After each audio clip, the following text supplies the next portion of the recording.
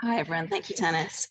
So as Tanis said, I'm going to give a little bit of background to a co-creation project we're working on at the moment at Bristol Museums, which is called Extinction Silences.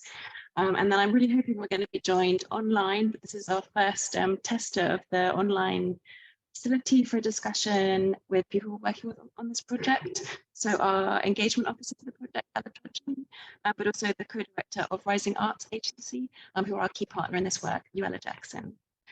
So I'll give you a little bit of background to this project and essentially whether you and your museum are expert in co-creation at the moment, whether you do it a lot or whether you're just thinking about it. We're hoping this sharing will be useful because it draws on a live case study surrounding a natural science collection.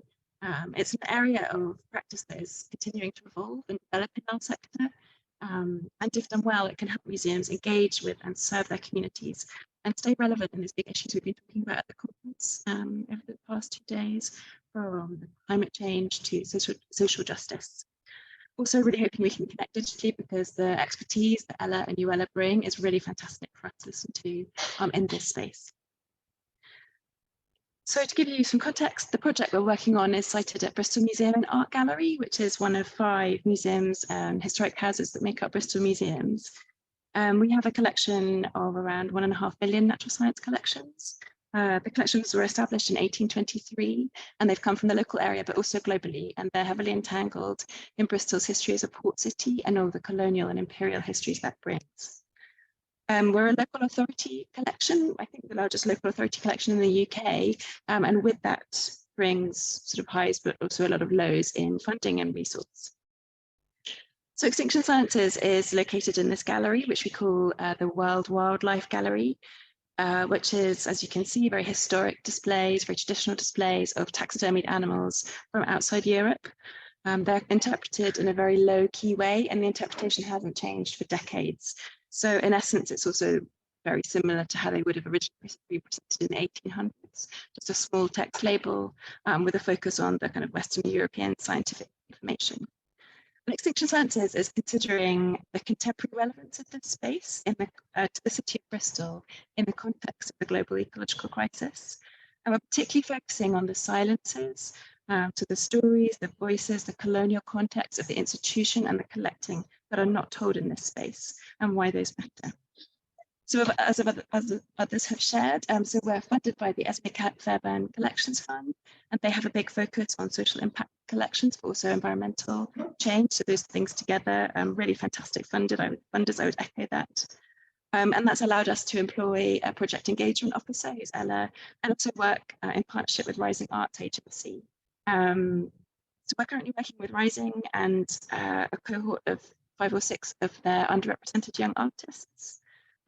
We have done phase 1 of the work, and we're just moving into phase 2, which will be about creating or commissioning pieces that explore the silences on displays in ways that resonate with those young artists. We're also testing them with our museum visitors and people who don't currently visit the museum. So to give you a flavour, we're working with a spoken word poet, illustrators, people who do performance, people who convene community events, underrepresented groups as well. And we're hoping all this will work it's a kind of really early stage in a journey of considering what this gallery is in the present time, and working towards a more inclusive, diverse, responsive and relevant space, and particularly for communities who have seen the museum as a harmful or problematic space. And we're working along 3 sort of key research strands. The first is around the gallery's interpretation, so exploring why those colonial silences on display matter to how people think and act against global wildlife extinction, and particularly if we change that, what new possibilities that brings. But we're also looking at our organizational processes around co-creation, participatory practice in a colonial space with our permanent collections, and how we can make that equitable, meaningful and sustainable. And of course, the experience of the participants themselves as well, how we're bringing agency, skills and experience that they value. And so the first bit of that I've talked about at a recent conference. We've also published on, and I've given the publication details here, but also let me know if you need it. So I'm not going to be focusing on this today, but we're really hoping to share some of the outputs of the artists through a podcast later in the year. And also we're creating and doing those pieces and coming together in a big event in November, so I'll share details of that with you. But I'm going to be focusing today on process. Just to be clear, like why I focus on process, this project is about making space for young artists who are underrepresented in our sector for reasons of historical inequality and legacy that are really entangled in our project as well. So just be really careful in this kind of work and thinking about the way we're working with these young artists. Where's the responsibility? What is the ask? How are we framing it? How are we centering care? But also because we don't want this just to be a tick box. It's an externally funded project, and as others have reflected on, externally funded projects are fantastic, but they can come and go. How are we ensuring that this is actually part of sustainable institutional change? We believe in this work and we understand its relevance in helping our collections be more relevant to communities. How do we sustain that and work in a different way? And again, just finally to give you an idea of our project timeline and the way we framed the project. So our first phase, which took place over sort of 5-6 months, was called Explore and Reflect. And we had 3 labs, some sense-making sessions, and 3 labs with curators of natural history, the World Cultures collections we brought in there, and also our British Empire and Commonwealth collection archivist, exploring different themes, and also with some external speakers, including Sam Purvey from Zoological Society London, who looks at modern conservation use for museum collections, and JC Nyala, who'd done a lot of work connecting communities with collections at the Horniman Museum from source communities. And we're now moving into a really exciting phase, which is experiment and tangible change. So I'm hoping that Euella and Ella are with us online. We have Ella. Euella may be a few minutes late. So we have Ella. Sorry for online attendees, we're having to switch mics. So if the sound goes, Ella has the questions as well to ask. So I hope you'll be able to hear those. So we're looking at questions across 3 themes: creating inclusive partnerships, the courage to disrupt, how do we welcome change, and beyond storytelling beyond neutrality.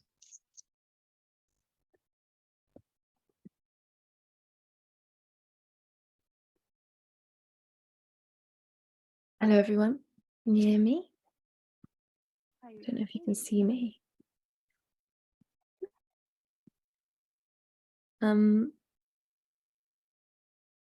If you put into the chat, if you can hear or see me, that'd be great. Can you hear me? I can hear you, but you're very quiet. Sorry, we have been having a problem. So Glenn, amazing technical lead, is just putting some stuff in the chat and I think switching the screen. But I just wondered if to start off, you might mind introducing yourself and your interest in this work. Thank you so much. Okay, it looks like people can hear me but not see me, but I'm happy to start chatting and then hopefully you can see me in a bit.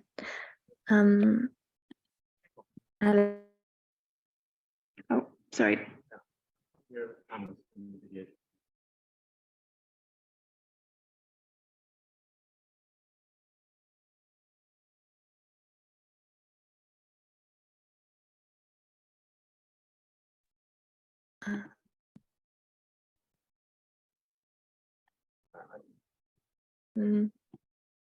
Hi, Ella, we're just doing the text, sorry. It's okay. If people can hear me, then I'm happy to start. Okay, you can see me now as well. Woo! So yeah, my name's Ella. I'm the engagement officer on the Extinction Silences project with Bristol Museum Art Gallery. And yeah, I do this work because I believe that something different is possible. I feel like it's essential. I think that museums can be facilitators of cultural democracy and that we need to be. I think what we choose to collectively remember can be empowering for people that traditionally it hasn't been.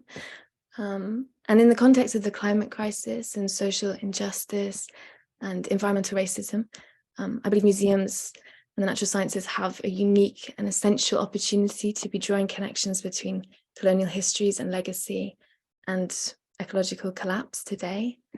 So this is why I do this work, because I want to be part of this movement that we're all part of, and I can play my little bit within it. Thank you so much. So I'm hoping Euella is going to join us in a minute, like she might be 5 minutes late. So if it's okay with you, we could just start with the first question. Can you hear me? Yeah. Yeah, okay, fantastic. So we were reflecting on, and this is a big question, so perhaps just choose one of these and a couple of things that come to mind, like how museums can create inclusive and empowering opportunities for collaboration. And we're reflecting here on young people from underrepresented backgrounds, particularly young artists. Yeah, it is a big question. Some things do come to mind. I mean, first of all, paying them, number one, which might seem obvious, but actually, there's a lot of opportunities that rely on volunteering, and not everyone can volunteer. So that's number one. I think treating them as partners in this that deserve to be paid for their time. It's just a powerful way of like, we respect you and we want you to be here and be seen as an equal to us. I think, well, Euella will be joining in a bit to talk about Rising Arts Agency, but I would say working with established partners who already have that community is a really incredible way of like having that trust from the start. And you're also like considering, you're working with a group that already knows its needs rather than pulling together individuals, which I think is important as well. But I think having that established community really just makes sure that if you're new to this, there might be parts that you're forgetting or not yet aware of. And so working with a group that already knows its stuff is like perfect. Fantastic. I totally echo that. Yeah. I think this is your question, Ella, like how, and I'm interested to know what you're thinking in asking how can we work beyond the facilitator participant binary? And even in the outcomes, I noticed we put like participant opportunities, but that our thinking is changing around that. Yeah. I think it's a difficult one because, traditionally museums, if there's a sort of like, we are here to sort of, I don't know, there's that separation, but feels important with projects like this to be breaking that down. So I think transparency in the process, like if we're all learning, I think transparency in that process of learning is really important. I think being vulnerable as well. It's like being human, welcoming humanness. Like this, if we're working with difficult topics as we are, I think making that space for people to be real and vulnerable. So both the participants and the facilitators, like really being welcomed in that humanness, because it's essential that we can access that vulnerability for us to progress together. Hi, Euella. So much. Hi, Euella. Thank you so much for joining us. So Ella's just given a brief introduction to herself and her interest in this work. I wondered if you might mind just saying a few minutes about just a brief intro to Rising Arts Agency, and then we've just got a couple more questions to join in on. Yeah, thanks, Isla. Hi, I'm Euella Jackson. My pronouns are she, her, and I'm one of co-directors of Rising Arts Agency. So Rising is a radical social enterprise and creative agency based in Bristol. We work with young creatives from the ages of 18 to 30 to support them to take up space in the cultural and creative sector as leaders, as artists, as consultants. But also we do a lot of work around challenging the status quo, creating change to make the sector and culture more inclusive. So we're really keen around breaking down barriers, challenging leadership, but also kind of putting the thoughts and opinions of young people in our city at the centre of cultural and creative debates. Fantastic, thank you so much. Rising's work is amazing. I can share details, but they'll have a website and do have a look. They've got a great blog and resources. So we've just got a few minutes left. I don't know if there's a question from the list that you wanted to pick, that you wanted to speak to, or do you have it there? Do you want me to pick one? Pick one. Well, there's a challenging one here, and I know this is kind of what part of the conversation we started with in our first workshop, which is around what are we trying to sustain and what are we trying to change? And I wondered if you had reflections on that as we finish phase one. Well, yeah, definitely. So I think one of the big questions that or a lot of the community and the consultants kind of came with is like, do we, burn it all down or do we start again? And I think at the heart of this conversation was around what is particularly around the context of a museum and a World Wildlife Gallery, is like, what is the purpose of a museum on its very basic level? Is it is it a space for convening? Is it a space for ideas? Is it a space for reflection? Is it a place for looking back? So I think at the heart of where I've and I think some of the consultants have gotten to around, what are we trying to sustain and what are we trying to change, is around the kind of public function or the civic role of a museum, of an institution, around bringing people together around, there's conversation at the moment about warm spaces.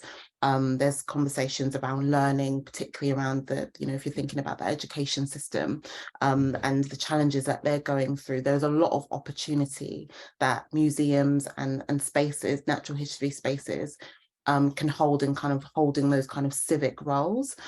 So I think in terms of sustaining, those are the things that we want to sustain, those are the things that we want to invest in.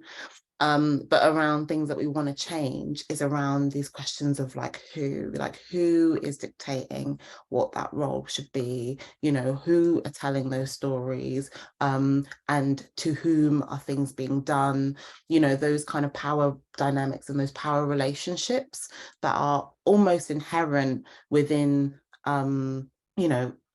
a lot of cultural institutions, but also around the kind of colonial legacies of the natural history space, So a lot of this work has been around making the invisible visible, and just that very act is around challenging power, is around interrogating our own motivations for this work, dealing with some, really kind of traumatic subjects, but also there's a lot of, maybe it's trauma bonding, but a lot of kind of coming together in that, and a lot of joy that comes in those spaces of honesty and being able to lift the veil on a lot of things that actually we've either taken for granted or been told that we can't have an opinion on or interrogate. Yeah, everything that delicious. I would say that something about having worked with the consultants on Extinction Silences and with Rising, like you're talking about, Euella, that like the joy, actually, like, been really surprised and touched by the joy that we've embedded and like grown together through this project. And I think it's that like bringing fluidity and like movement and making space for joy is just like actually, working with these consultants and then coming into the project and talking about how museums have felt like this project feels different because there's so much movement within it, and like coming into what's seen as a stagnant space. I think that's some change that we're creating through this project and what we're trying to create, this movement. Yeah. Thank you both so much. So I think we've hopefully got time for a question or two. Fantastic, thank you so much. So we're going to go to the audience. And then I'll repeat the question if you haven't heard it. Have you got any questions? No questions.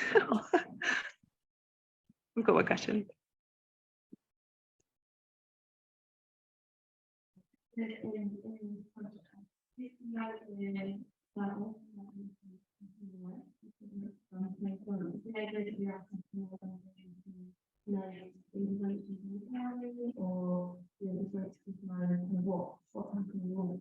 Also, the question is just what's happening next in the project. So I'm sorry if I haven't been clear about that. Essentially, I don't know if one of you two want to answer that. So we're just basically creating or commissioning. It might be an event, a workshop, or an intervention to the gallery. So we have a budget of around 10,000 for creative interpretations, which doesn't include the consultant's time.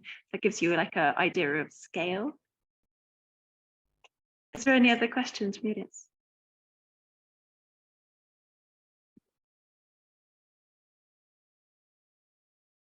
I've just got a question coming.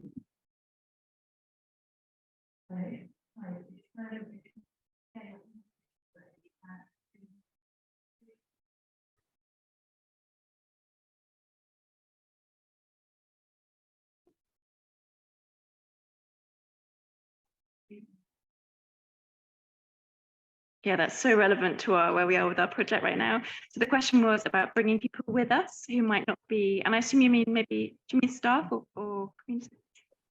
Yeah.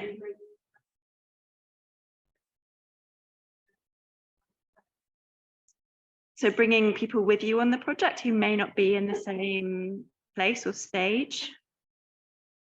So Euella, I don't know if you would mind reflecting on that to start with. Yeah, definitely. I think that has been kind of at the heart of the work that we've been doing, just because even in terms of the consultants, recognizing that they weren't all in the same place when it came to either our understandings of the museum or relationship or access to the museum. So I think that's something that we're really kind of cognizant of when we're moving forward. So as Isla spoke about, in this kind of next phase, we want to be trialing and testing these recommendations and interventions and things that can kind of come out of the learning that we've done over the past year or so. But I think that, you know, a big part of that is bringing communities in and understanding how they interpret these things, because actually, yes, the consultants are, you know, there's 6 really diverse consultants, come from, you know, some of them were born in Bristol, some of them weren't, and have different relationships with natural history, natural world, and the museum. That's obviously just 6 people, you know. So I think we're really keen to bring as many people in as possible. But I think a big part of it is us being able to have the time to reflect as a group, and to be able to do that storytelling, or being able to share the story of where we are at, and, you know, and not something that happens at the end of the project, but something that's kind of iterative and happening. You know, we stop, we reflect, and we share. This is where we're at. These are the tensions. And I think the tensions are the things that actually, even though they're difficult to talk about or difficult to articulate, they're often the places that have the most hooks for people to find a way in. So often people, you know, don't see the opportunities that come from being vulnerable, sharing tensions, sharing conflicts, and how that can actually, you know, enliven or provide access to people that wouldn't usually find a way in. I don't know if you wanted to add anything, Ella. It's so well said. Yeah, about slowness, building in the slowness. I think being able to provide the space to then celebrate all the seeds that are being planted, because sometimes, like, when we're so focused on the output, it can be difficult to actually celebrate the work that's being, all the kind of the intangible and quantifiable stuff. But I think that can also act as hooks to get other people involved in this, and understanding, like, what's happening beyond just what can be like ticked or spoken about in a report. Well, it can be spoken about in a report. Yeah, we're like dealing with that, like, how do we capture the intangible work, which we might see as intangible, which actually, like, the main work, the process is like moving from, like, producing an event or a thing to the process of doing this, generating the learning and the change. But then how do we share that, and particularly with senior leadership and the wider organization, as well as, like, really important work with the people who the museum exists to serve. Thank you both so much, and we're out of time. I'm really sorry, but it was fantastic. Thank you so much for joining us. Thank you for, like, navigating the tech and everything. And if you've got any more questions, then I'm around, obviously, to the rest of the day. Thank you both. Thank you. Cheers, Isla. Bye. Thank you so much. Bye.